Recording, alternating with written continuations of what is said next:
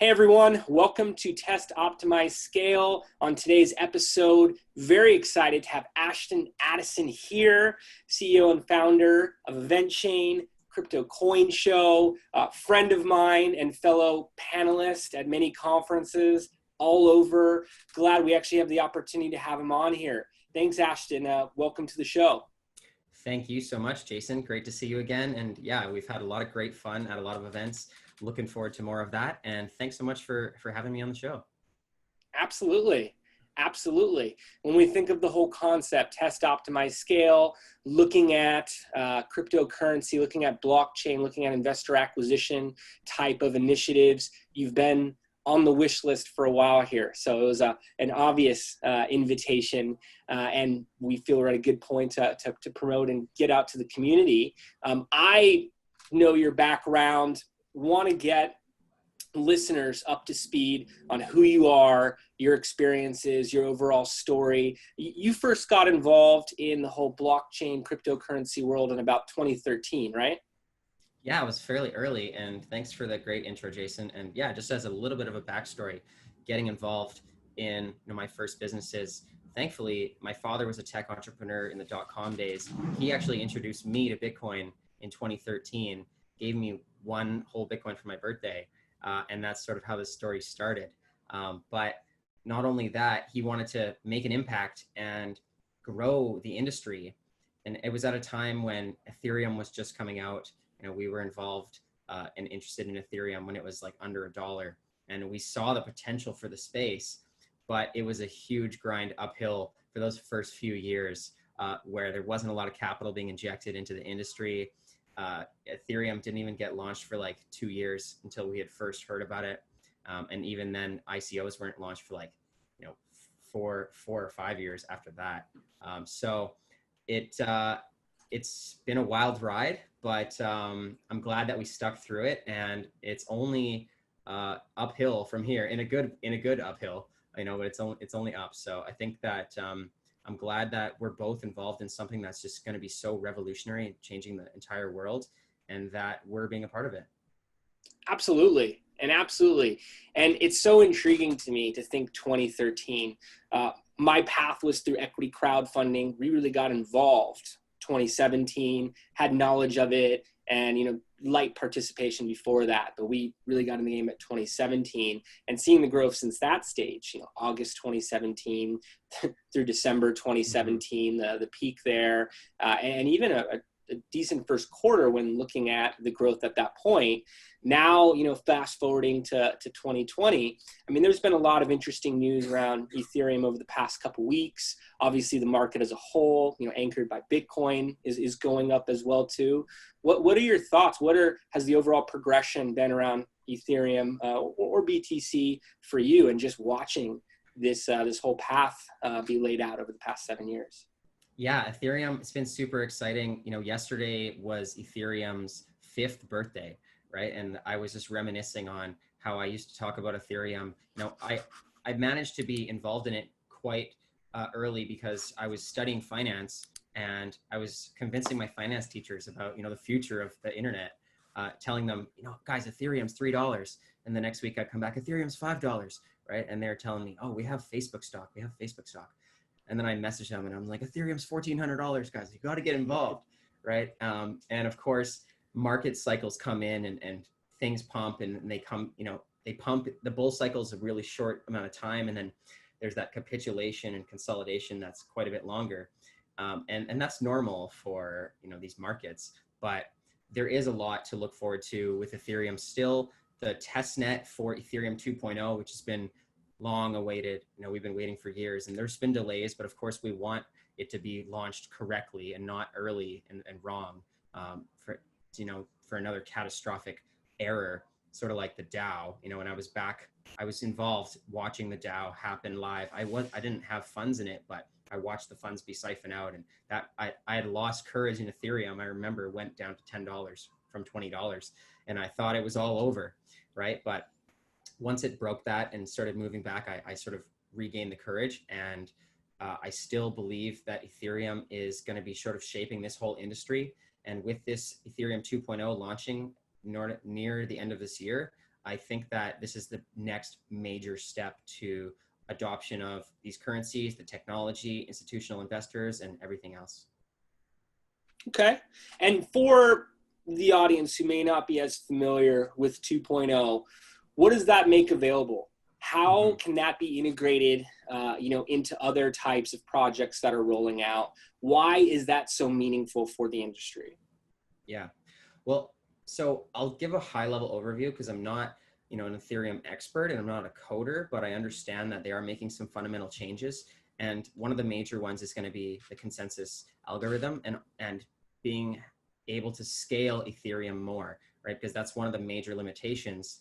And we can talk about that with EventChain, and that I used Ethereum, but I actually had to pivot to another platform just because we were selling so many tickets, and Ethereum scalability currently at the time is a maximum of 25 transactions per second, give or take, throughout all of the transactions of the entire world, right? So obviously that needs to be fixed. And for that to be fixed and scaled to worldwide scalability, you need to change the consensus algorithm. And it's going to be more on the proof of stake side and not as much proof of work mining, but staking. And I'm told that as long as you have 32 Ether, you're able to stake in the network and be a validator and earn rewards on that. And this trend of DeFi and CeFi that's been coming out in the blockchain industry, it's been a pretty big movement in 2020 so far. All of these platforms are seeing a movement to proof of stake and being able to stake your coins to help validate the network, and should be running in a more efficient way that uses less electricity and less power, but also allows for more control and more growth. So looking forward to seeing that played out on Ethereum. And I'm in no rush for it to happen. I want it to go slow so that it goes properly. And I think that steady growth is more sustainable than a giant skyrocket, because there's always a retracement when things go up too fast. Sure. Definitely seen that firsthand, and want to, talk about EventChain, want to talk about your project, but actually want to take it a step back further and point out the Crypto Coin Show, your own podcast. And we've seen you align with some of the top names, the top thought leaders in the space. You, of course, being an influencer yourself. And do you want to talk about your story there a bit, how it came to mind, goals, how it's grown over the years now? Definitely, Jason. And there was definitely a lot of testing and optimizing to figure out, what is our niche? How are we going to make this grow? It's not like we were, an overnight success on day one. We actually didn't even start out as a YouTube channel, which is what it is now. And currently, we've set it up as an interview show that's very professional and very concise and short, to sort of get the word from the founders or from investors and startups, very quickly on why are they investing in these types of technologies, and what do you see, and what does that landscape look like? And we found that little business niche, but we actually started, my father thought that it would be a great idea to have a magazine, similar to Bitcoin Magazine at the time was the most popular magazine. We had a magazine called Crypto Biz Magazine, and one of our other business partners had ran a magazine in a different non-tech industry, and that's part of the reason why we did that. And we realized that building a magazine was a lot of work. It's a digital magazine. We didn't put it in print, but even so, creating the graphics and all the pages and finding sponsors. At the time, it was tough to find sponsors because, there were altcoins, but at the time in 2013, 2014, they each had their own blockchain, right? There was no Ethereum where you could just create a token really easily. You had to have your own blockchain, and they were all community driven, and they didn't really have any investments in them or capital injection. So to try and grow a media company, you need sponsorship to help run the company. And these crypto companies just didn't have any funds besides their own tokens, but they weren't really taking off. And then as we continued to make the grind through 2014, 2015, there still wasn't a lot of capital, but we sort of stuck through it.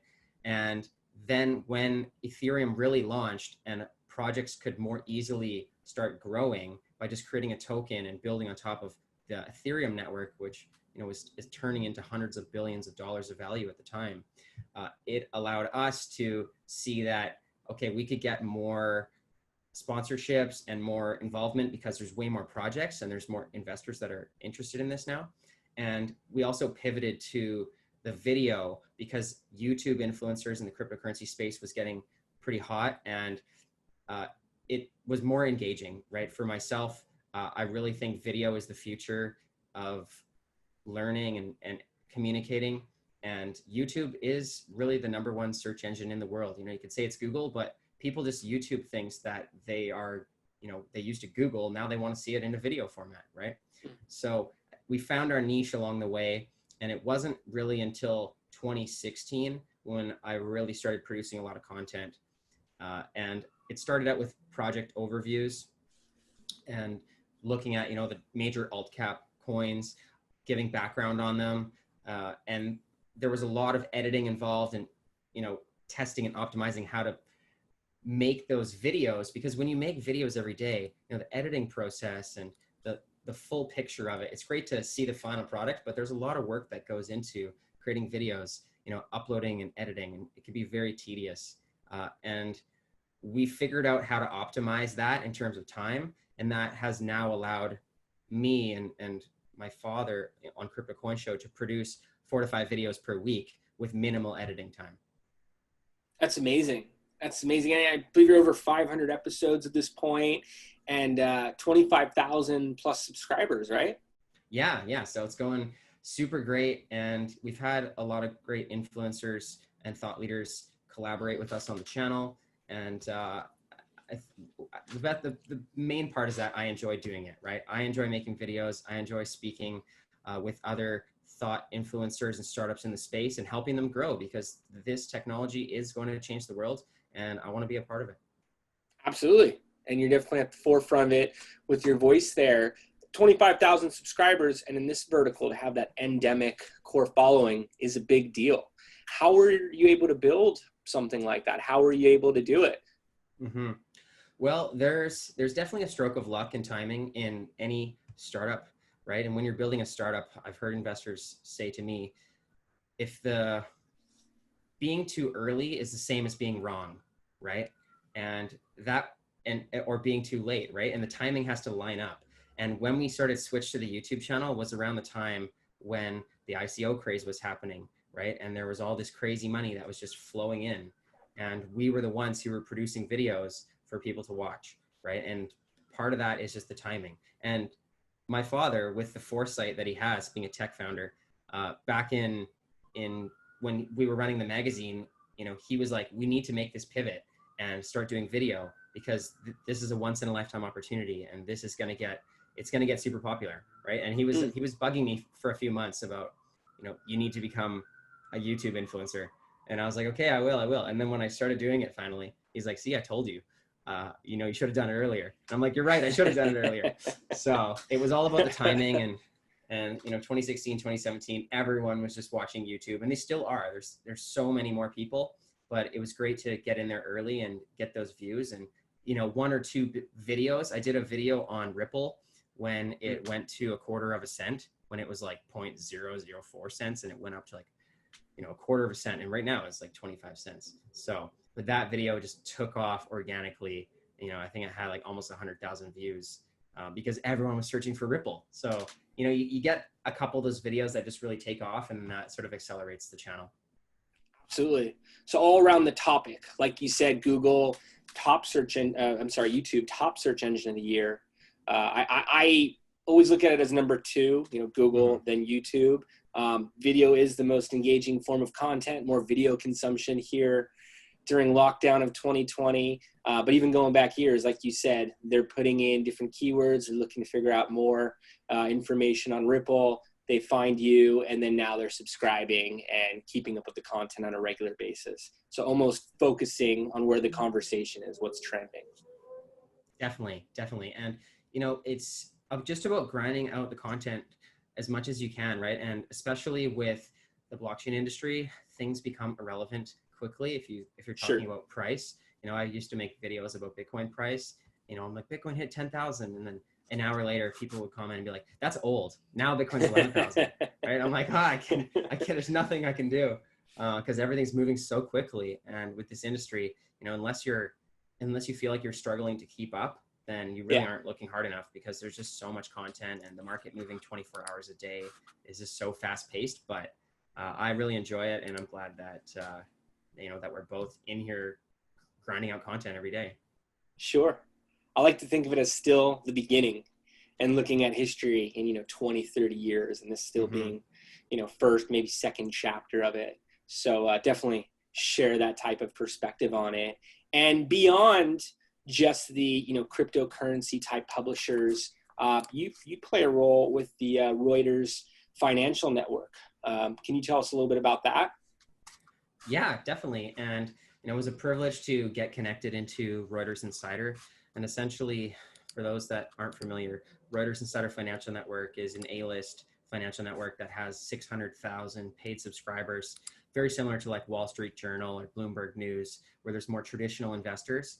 And it's been great to get connected into there with my Blockchain Interviews podcast, because it's great to have a lot of traditional investors and institutional investors seeing, these touch points of cryptocurrency, and then they see the Grayscale fund come out, and then Backed and futures and CME and all these things, and it all really adds up to trying to get more capital into this industry, right? So my channel, Crypto Coin Show, has been syndicated all of our videos onto Reuters Insider, as well as one of our other partners, Investment Pitch Media. So it goes to those three channels for about two and a half years now. And that's helped, I think that's definitely helped make a little bit more legitimacy in the industry, where I remember way back, they didn't want anything about Bitcoin at all. And one of the first articles we had put up was about how WestJet was starting to accept Bitcoin. And I think it was back in 2014, 2015. And when that article came out and then it all of a sudden took off, they changed their minds. They said, give us everything about Bitcoin. The views are up. And it's funny how something like that, changes their opinion. And now the show's been on there for years, and it's great to have a lot of institutional viewers as well. Oh yeah, tapping into those audiences, those demographics, and then the social proof, the third-party validation as a whole. In marketing, we're always talking about how important that is. People don't necessarily believe what they see on the internet or any social channel in specific at that. So to be able to, showcase that type of partnership, that type of syndication is huge, and really legitimizes your voice, everything that you're doing. It says a lot. Definitely. And I think that, legitimization, adding more professionalism into it, there's this weird dichotomy in the cryptocurrency industry where you have the OG crypto people that are like, coders and like nerds, and they're very anti-establishment, very anti-tie, anti-business. And then you have like, the institutional people who are just there for, like the Winklevoss twins kind of guys. And then there's like a clash in the middle. And I'm trying to tie the two groups together to be like, hey, we can all work towards a common goal, but there definitely needs to be a little bit of business orientation in this discussion. And it can't just be all about, crypto memes and Dogecoin, because you need to have some kind of plan of action if we're going to move the industry forward in a more, to get into the traditional financial industry is a very professional, incredible place. We need to start moving towards that level.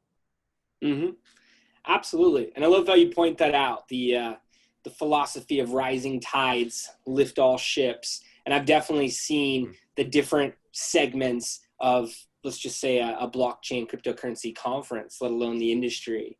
And even, the bankers in there with their shirt and ties, also more of a, the decentralized movement type audience, and, differences in communication style and business style. I've seen value across the board. I'm with you. I want to be working towards those goals as an industry, and, being a part of that movement in the next 5-10 years, seeing where it can go for everyone.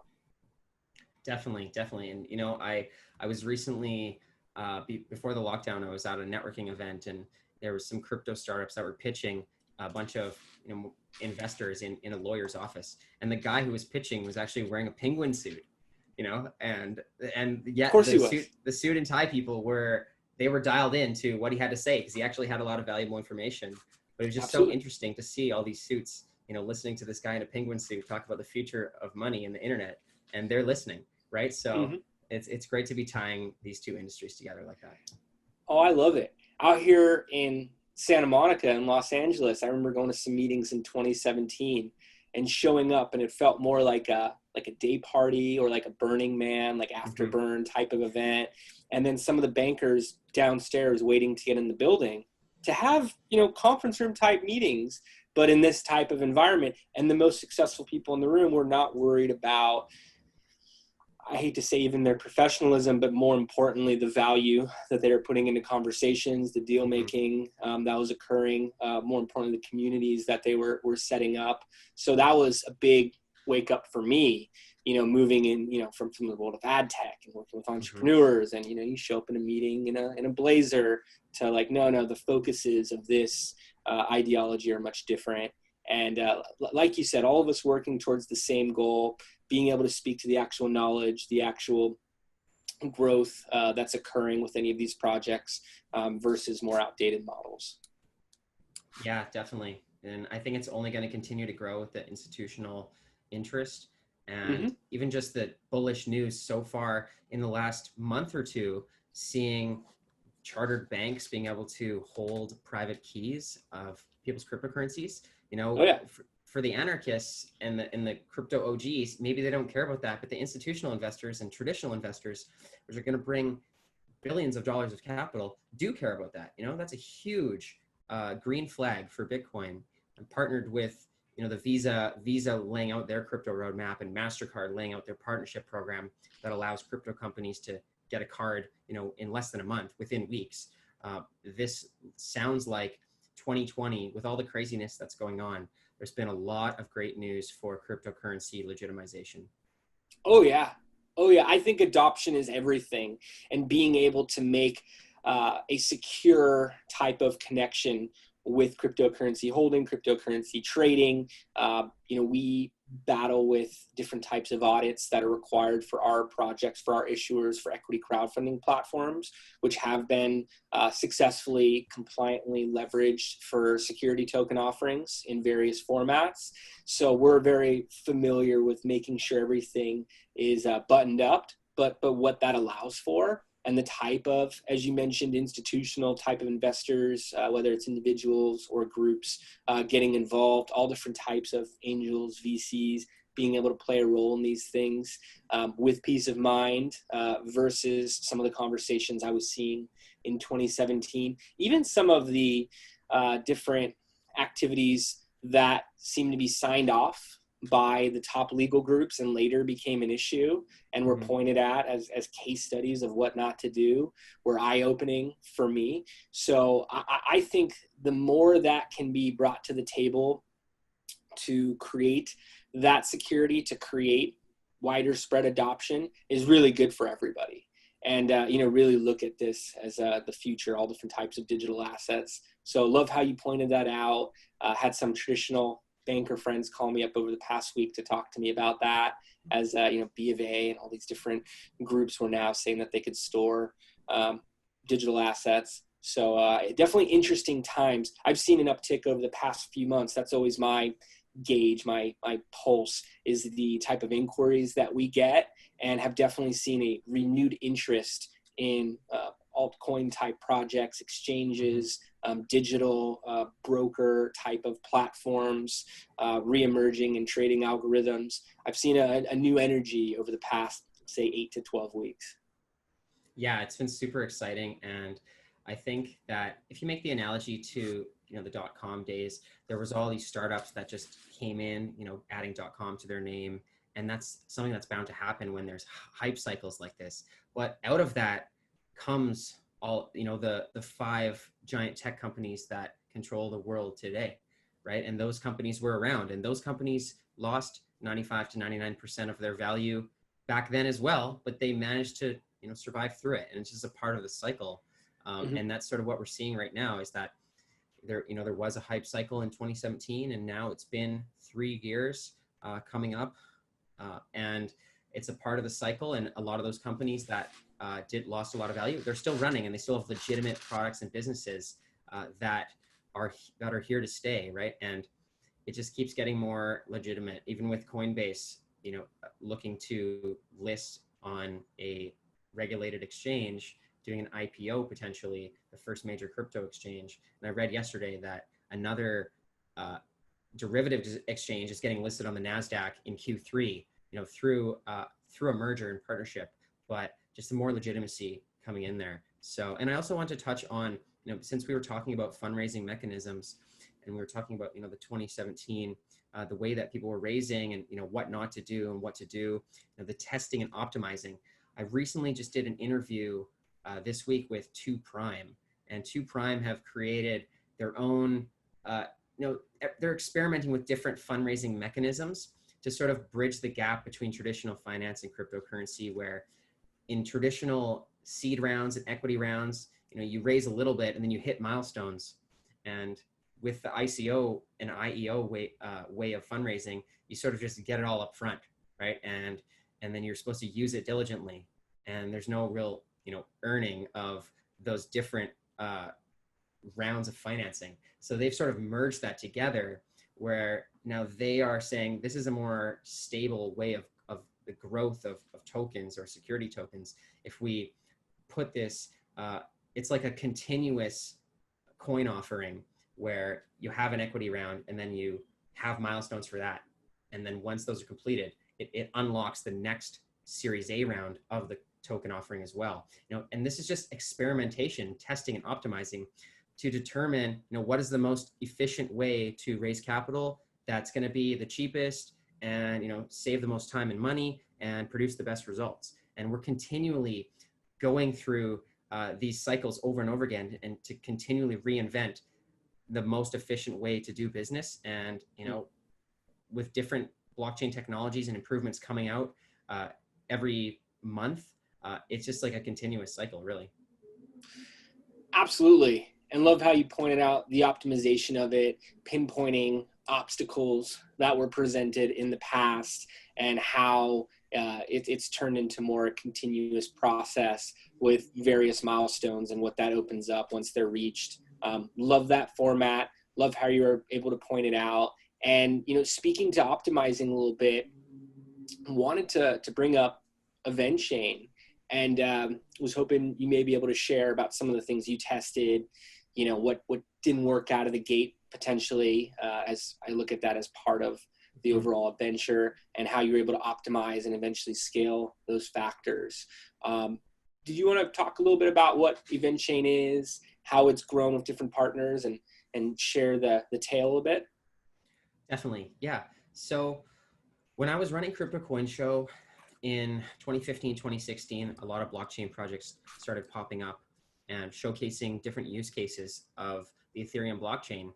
And I was always searching for creating a perfect example of how to explain the benefits of blockchain to people outside of the financial industry as well, right? Because people understand that, Bitcoin is the future of money, but like smart contracts and how does it affect all these other industries, it can get very confusing, right? And personally, through my entrepreneurial ventures, I had started a event production company back in 2012 called Shed Show Productions, where I threw a bunch of EDM festivals and had that experience of the ticketing, and for me, the ticketing was, it's super important, but it was like sort of back then it was sort of catastrophe, right? Like nothing was like audited, and like people can just print multiple tickets, and like people could resell tickets. And even so, for major concerts and music festivals and major sporting events, MLB, NFL, there's like so many people that are just printing duplicate tickets and like selling them, multiple times. And like somebody is going to get to the venue, and then not only are they not allowed in because it's a fake ticket, but they lose their money, right? And it happened to me personally. I went to a festival, bought a fake ticket from somebody, and I wasn't allowed in. And I was doing the research, and 12 million people in the States, just for concerts, just in the States, every year, buy fake tickets, go to the event, lose their money, and aren't allowed in. So this is like a multi-million person problem. And being in finance and technology and in events and music, it only made sense that you could use the scarce digital assets on a blockchain to essentially tokenize a ticket and be like, okay, here's your digital ticket. That's the only ticket. if I send it to you, then you have it and I no longer have it, right? Just like if I sent you some Bitcoin, then there's that scarcity. I no longer have it. I can't just send Bitcoin to two different people, right? So that was the original thesis behind it. And so we set out to build a primary event ticketing platform that organizers could use and create tickets and have those tickets backed on the blockchain. So that when people bought their tickets on their phone, they could just use their credit card like they're, buying a regular event ticket and not have to know anything about blockchain security or they don't have to use cryptocurrencies, although we encourage them to do so to save extra fees. But you could just buy a ticket on your credit card and then you can scan it and a little layman's version of a blockchain explorer will come up and say, yeah, this is the only ticket and it hasn't been transferred to anybody else. And as well, through the smart contracts, if that is integrated, the secondary market, maybe it has a markup limit for, it's a face value only markup, or there's a 10% maximum markup. And more of that goes to the artist, right? And not to the scalper who just bought up the ticket and is now reselling a maybe fake ticket, maybe real ticket for like 4 times the price, ripping off the real fans.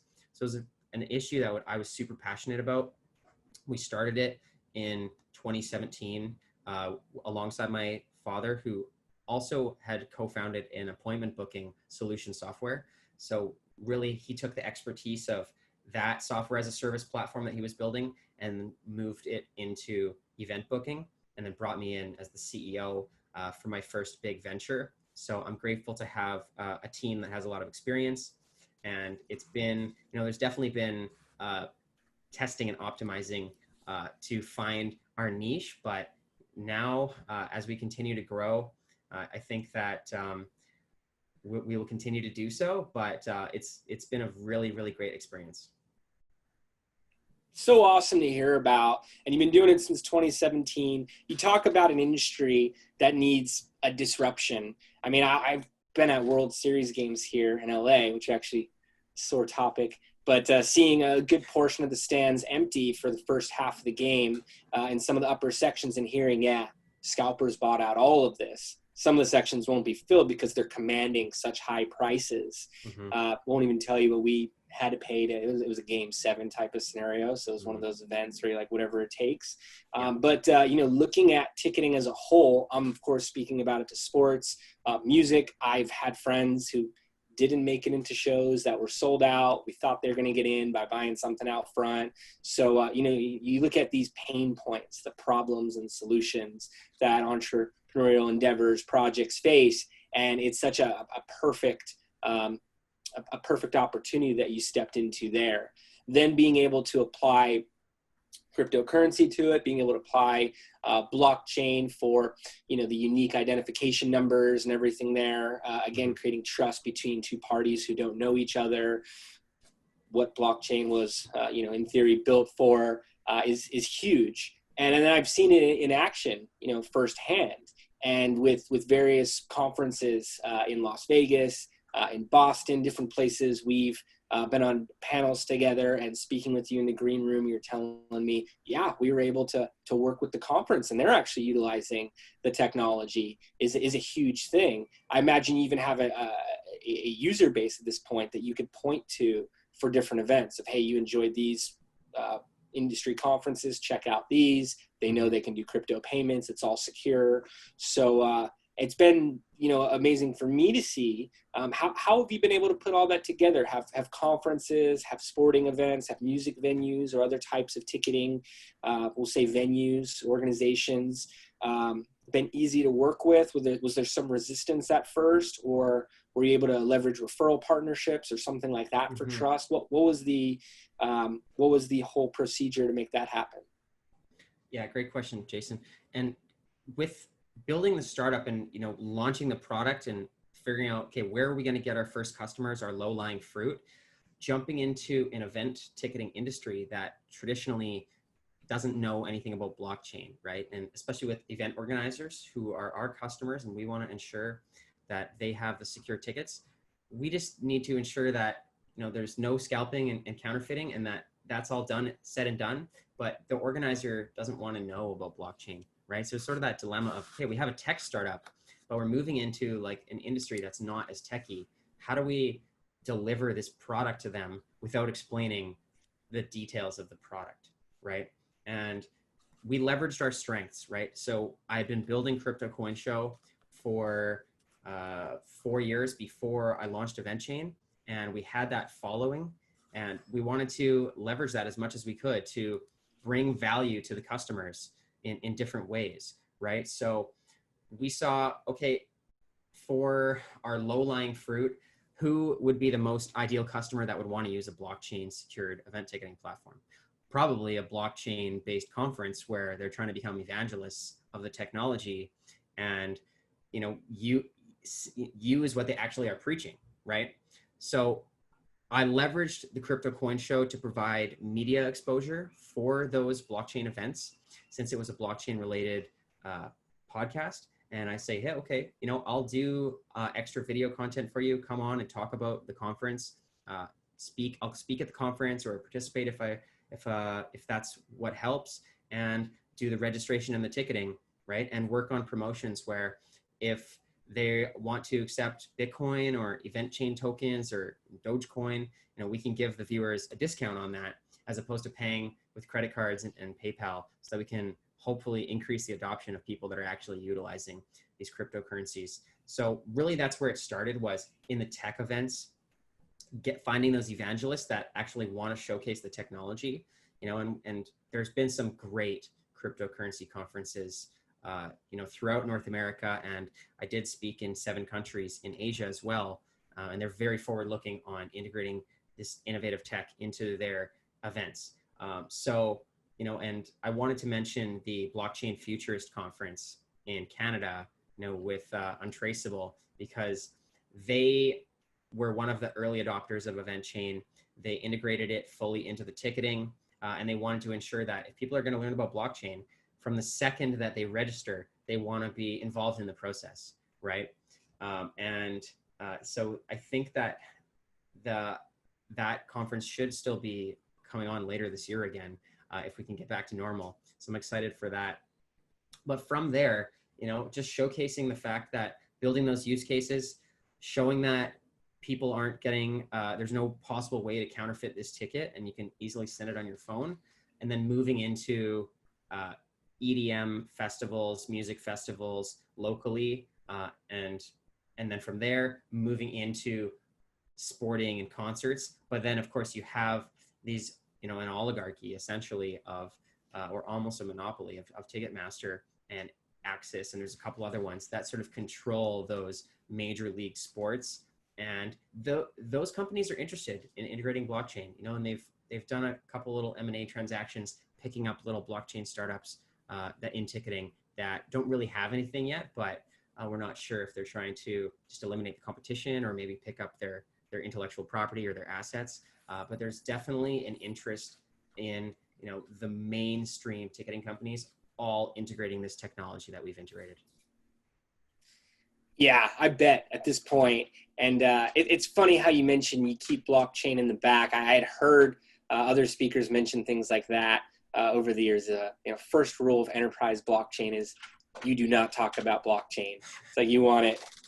You don't want to confuse anyone. You just want to talk about the security. If they want to lift under the hood and see the technology, it's transparent, but leading with the value, featuring the function, as you will. And great to hear about the type of adoption. Our team's been to Futurist, definitely ahead of the game in regards to many aspects of the conference. And it's exciting to hear it may take place this year. We're a little bit behind in the States for what's reopening. Mm-hmm. There are some upcoming conferences that I believe may happen on a smaller level, Run of the Unicorns, along with the Kentucky Derby, but smaller, more intimate networking type events. We'll see how that all pans out. What is that looking like as a whole for you right now? 2020, there's less events, more digital types of activities such as this. I've seen all types of digital conferences. My girlfriend's a lawyer. She's in court on these type of calls at this point. Everything's changing to an online format. Is that a road that you guys are going to go down? Have you had to make any types of optimizations for the current market landscape? Definitely. This pivot, it really started around January, February of 2020 here, when we were helping ticket the Hong Kong blockchain week and the Paris blockchain week. And Hong Kong and Asia was one of the first affected by the coronavirus, and they canceled the event. And we didn't really see it coming, for the North American events. A month later, to have all of them essentially canceled or postponed or moved virtual. And in these times when, drastic times call for drastic measures. And I think that when you're in the industry deep, you need to, as you say, test, optimize, and scale, and take a step forward when others may be taking a step back, right? And we were working on functionality to integrate virtual events, online locations, integrate your Zoom link or GoToWebinar, whatever software you want. And we jumped on that right away. And we've helped support all of the organizers that are on EventChain to either move their event virtual and help them, because a lot of these, again, not only do they not know about blockchain, but they just don't know a lot about technology, right? They know a lot about event planning, but do they know how to run a full 1,000-person event on Zoom, with all of the technology? No, there's a big learning curve there, right? So we provided support for that, and however we can, make sure that organizers can create events virtually for the time being.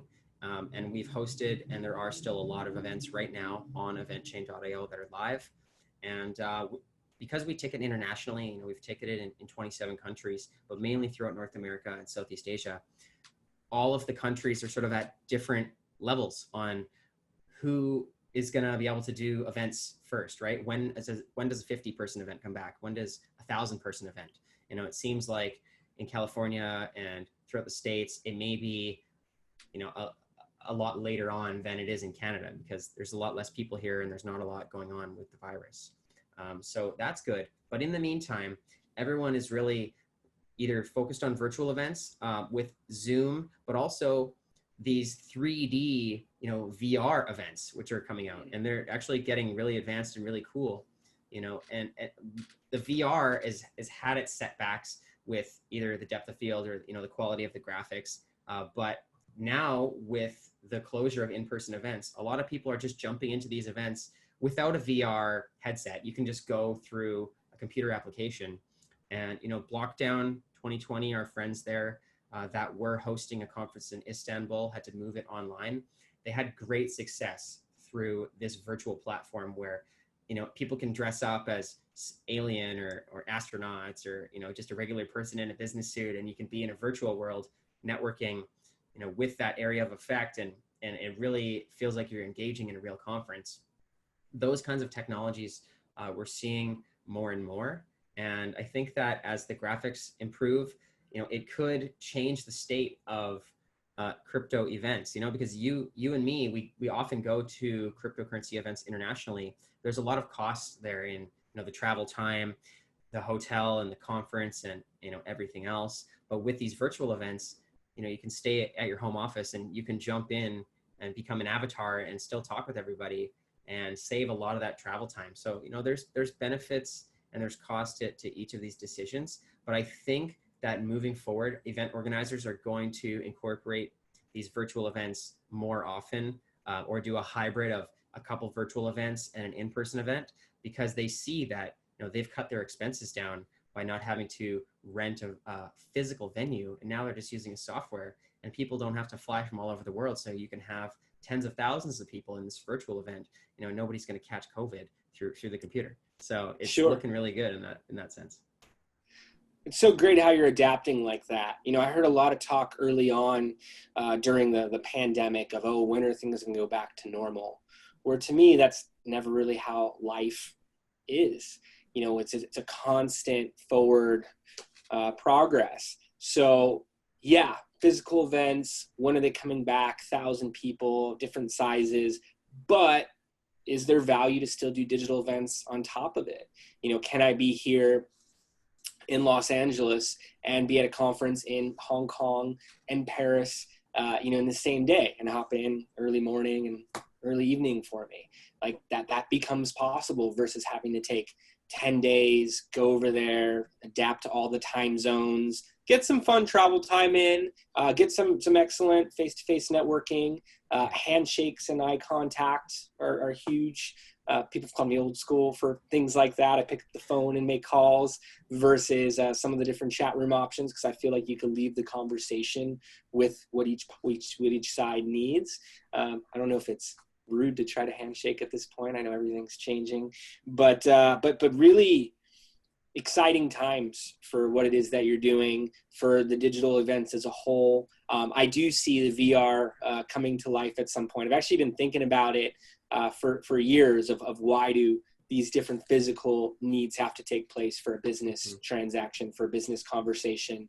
In theory, can look more professional as a digital version and sitting at a conference room on a beach somewhere versus driving to a co-working building or industrial park, in a city you may not be familiar with. So I see the ability for that.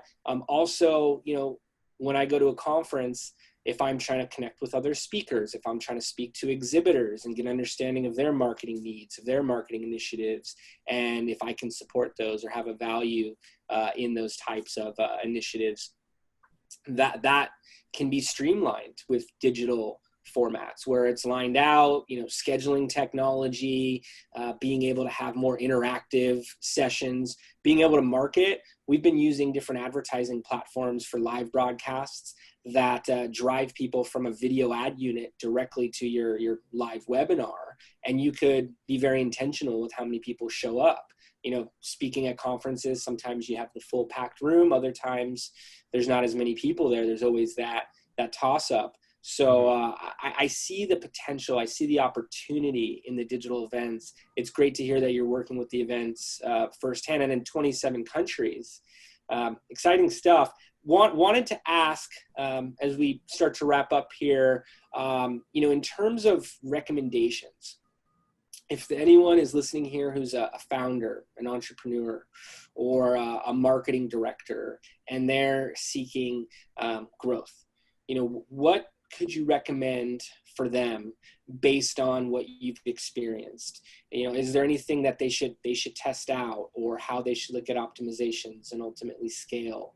What factors were present for EventChain that they could potentially utilize? Mm-hmm. It's a good question. And there's a lot of variables, but there's a couple things that come to mind. First would be the value of, and you and me know this best because we're always networking at conferences and virtually, is that your network is your net worth, right? Yes. And you never know when somebody will be able to provide some kind of help for your business, maybe not now, but maybe tomorrow or maybe next year, right? And it's always good to build your network. And because most people are able to provide value to somebody else. And if you can make that reciprocal trade, even if it's in the future, that's something that you always need to have in the back of your mind, that, just be good to everybody and they'll be good to you. So I think building the network through Crypto Coin Show really helped accelerate EventChain, and, making partnerships and wanting to help speak at people's events and promote their events for them just for free, just to do them a favor and help them, and they'll return the favor to you. That's definitely one. And then the second is that you need to continue learning. There's always information that you don't know, and there's always new information coming out. And I'm always on YouTube or, Library and these blockchain-based video platforms, watching videos and learning on super speed all day, because there's just so much to learn that if you stop learning, you've really given up. So always be open to learning new things. And I think try to consume information that you can use to take action towards something, right? Because there's a lot of information that we could be taking in, and it's sort of just for entertainment, but it doesn't really have a lot of value in terms of making a change or an impact in your life or your business. And if you can sort of have some cognizance towards that and filter out the things that, the B-list things and the A-list things, focus on what really matters, put more hours into that, I think that makes a huge step towards taking the next step of your business. It's perfect. I mean, the networking, I literally use that same quote, your network is your net worth. It is everything. I've watched relationships grow over the past 10 years with different individuals that have changed entities, and we continue to find ways to collaborate. I try to ask how I could support people when I meet them. Is there an introduction I can make? That pay it forward type of mentality. And I enjoy it as well too. I get fulfillment from it.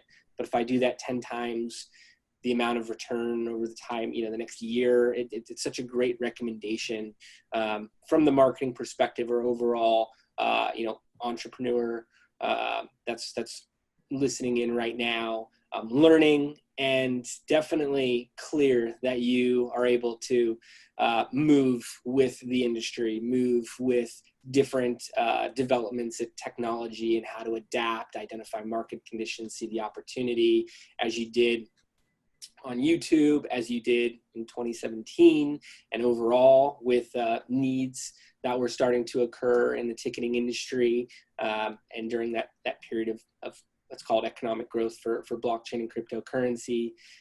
It's all very, very powerful, full stuff, and being able to test all of this out. If somebody wants to get hold of you, if they want to go on to EventChain, it only takes about 5-10 minutes to get something set up there. Do you have a preferred method of communication? What's the best way for them to do so? Yeah, well, if you're interested in learning more about EventChain, you really can just go on eventchain.io, click create an event, whether it's a virtual event or a future in-person event, and create an event on your own terms in 5 to 10 minutes. Join the EventChain Telegram, is where all of our community members are, and our admins that are there to help everybody out at every step of the way if they need it. And then as well, please do check out the Crypto Coin Show channel and subscribe to that. And then also follow Crypto Coin Show on Twitter, because that's where I do most of my posting, whether it's interviews, charts, news, or just fun discussion. That's usually where I'm hanging out. Awesome. Yeah, definitely recommend checking it out. Crypto Coin Show, EventChain, Ashton Addison. Take advantage of that. Get in contact with them. And Ashton, thanks so much for having you on the show today. Appreciate your generosity with the time, recommendations for the audience, and hope to see you at a physical conference or more digital ones at some point in the future here soon. Thank you so much, Jason. It's been a pleasure, and I'm looking forward to seeing you at another conference as well. All right. Thanks, guys. Take care.